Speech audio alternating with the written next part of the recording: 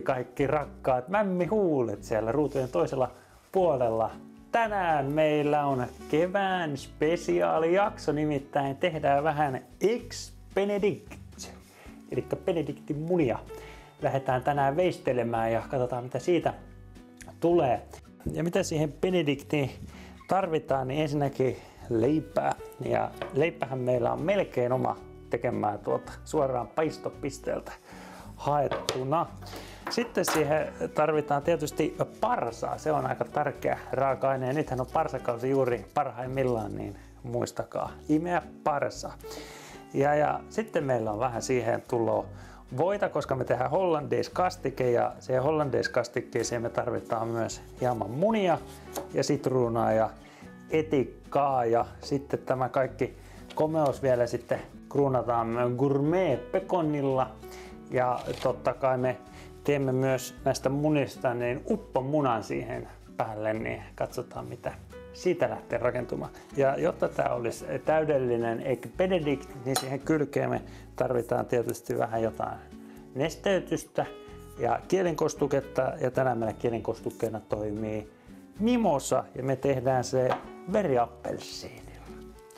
Mutta lähdetään tästä tekemään, mutta sitä ennen me tietysti tarvitaan lakki päähän ja tänään me tietysti yritetään muumit ottalle ja lähdetään ihan haisulennan vetemään, niin katsotaan mitä tästä tulee.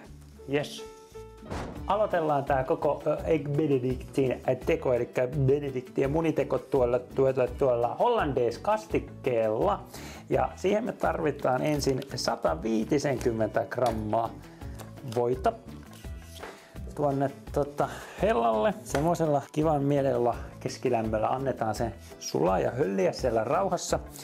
Ja tällä välin sitten erotellaan 3 munan keltuaista tonne astiaan. Ja meillä on onneksi 10 munaa, jos tää menee ihan käteen, mutta me harvoin tyrritään. Eikä tälläkään. Oho, kerralla. Meinas mennä kuorta, mutta ei mennyt. Haisen ihan munalle kädet, mutta se onkin ihan tuttu tuoksu sieltä sunnuntai-aamulta. Ja sitten näistä valkuaisista voisi vaikka tehdä marenkia tai jotain muuta. Nyt on pakko lyhyesti tuosta puhtaasta kädet. Ja sitten me tuikataan tänne hieman voisella veitsellä puolikas sitruuna mehut tänne joukkoon. Ja sitten meillä on täällä ne porisee, se voi jo pikkuhiljaa, mutta annetaan se sulailla sieltä loppuun ja katsotaan mitä siitä sitten tulee vai tuleeko sitä yhtään mitään. Dodi.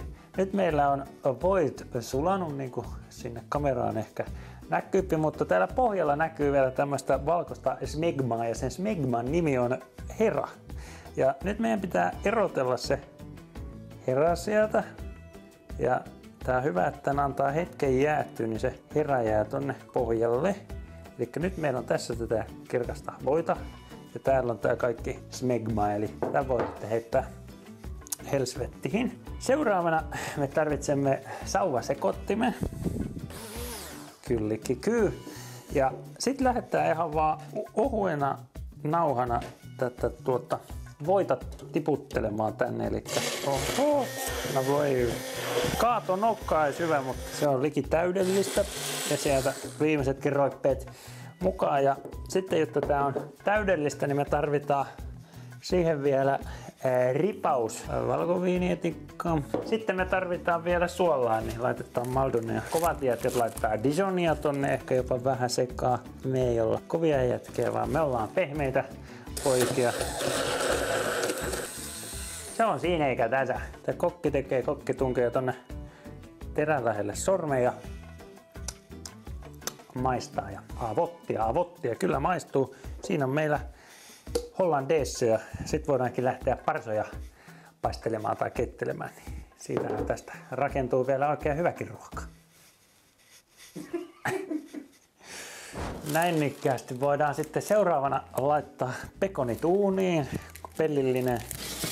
Sitten otamme nämä parsat ja parsat tietysti on tärkeää, että ne muistaa huuhtasta ja ollaan huuhtastuttuessa. Ja sitten tämmönen kikka seiska tähän väliin, eli tosta vaan napauttaa ton kovan kannan pois. Tämän heittää koirille. Eli ei tarvi veistä tässä ollenkaan. Eli ihan, tää on halvan budjetin tavara. 3 voi kerralla vetää, jos on näin kova jätkäri. Ja sittenhän meillä jo tää parsavesi kiehuu. Siellä on suolaa vähän ja ei tarvi edes paljon vettä. Nämä menee tämmöisellä pannulla oikein hyvin. Ja antaa siellä sitten keittyä semmonen 4-5 minuuttia, ettei ne nyt ihan puulta maistu. Niin siitä tulee oikein hyvä tuote.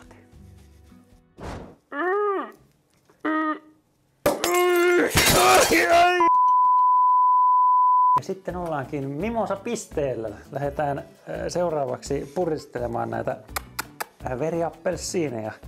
Ja puristelupuuhathan on meille oikein tuttuja. Eli niin kuin näkee, niin tää on tämmöistä punaista. Ja tässähän voi käyttää myös ihan valmista Tropicanaa, jos sattuu sieltä jääkaapista löytymään, mutta totta kai, koska mä olen Gordon Lerva, niin tietysti mehän teemme tämän oikein aidosta tuotteesta. Ruvetaan kaatelupuuhiin ja loput voi sitten heittää huiviin myöskin, mutta tätä kuuluu laittaa 50-60, eli puolet tuota mehua ja lähdetään humpan puolelle tällä ja täydellisellä kaadolla. Laitetaan tuosta vielä vähän koristetta, eli eteerisiä öljyjä.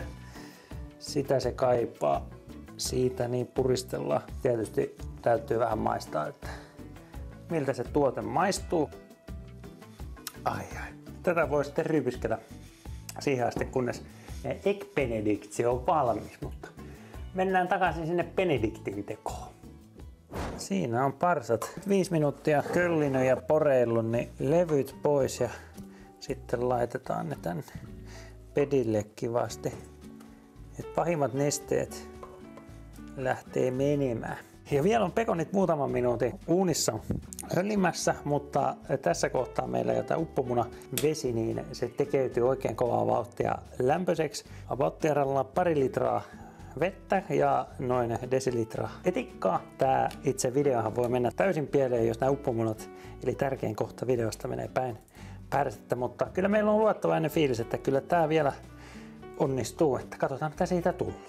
No niin, nythän meillä tämä uppomunavesi täällä kiehuukin kovaa kyytiä ja nyt hiljennetään tää minimille, että se vaan ihan pikkuhiljaa kuplii, eli se ei saa voimakkaasti keittyä, vaan ihan hitusen verran, vaan laitetaan munakuppi, koska tää on huomattavasti helpompaa sitten sitä kautta lähteä rakentamaan. Sitten me tehdään tänne veteen kova pyörre, ja tämä pyörre tehdään sen takia, että tämä uppomunan rakenne säilyy, eli että se ei niin sanotusti lervahda tänne nimensä mukaisesti.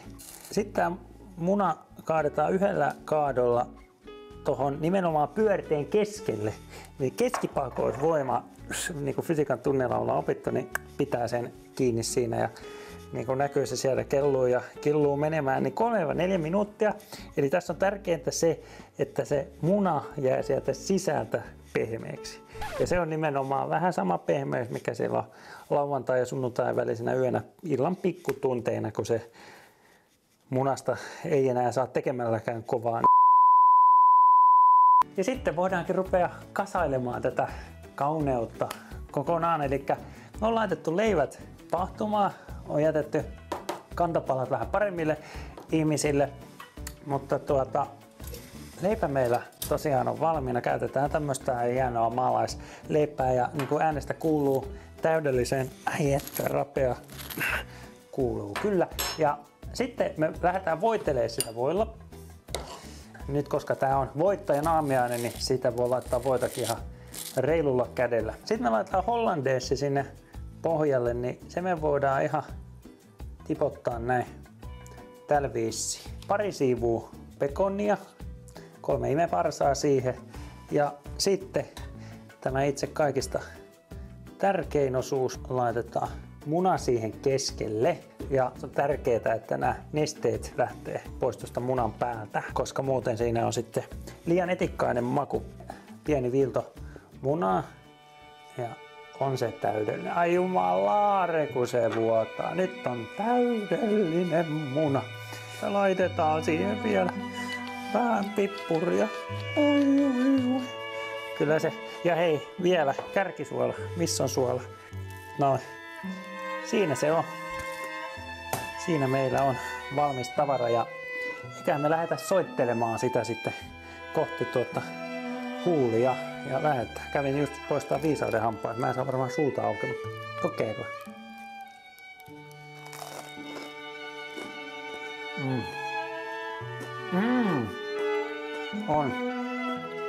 On voittaja mennyt. Tää on vielä tuon muna.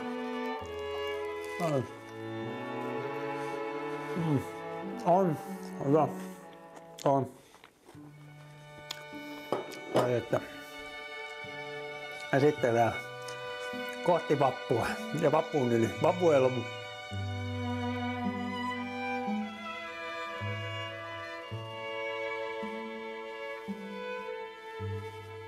Ai että. On siinä. Kyllä mä sanon, että jos ei tällä lähde päiväkäyntiin, niin sitten ei lähde millään päiväkäyntiin. Kannattaa kokeilla. Jos ette kokeile, niin mä tiedän missä te asutte. Tuu muiluttaa, ja jos en minä tuu, niin tuottajat tulee. Jos ette ole ennen kokeilua, niin nyt on sen aika. Suomalainen tuotehan tämä ei ole, mutta tehdään tästä suomalainen. Mennään torille, mennään eteenpäin. Pitäkää tunkkinen, se on hyvää yötä ja se on huomenta.